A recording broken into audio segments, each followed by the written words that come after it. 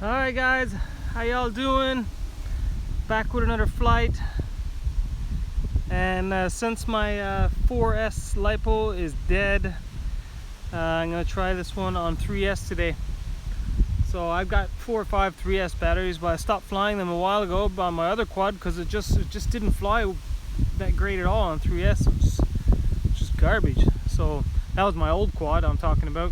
And then I switched to this one, which Sleeping Bear gave me, and been running on 4S ever since I got it, but that's dead. So I'm gonna try some 3S today, see how it goes. It'll be quite different, I'm sure, and it's quite windy. So yeah, wish me luck, guys.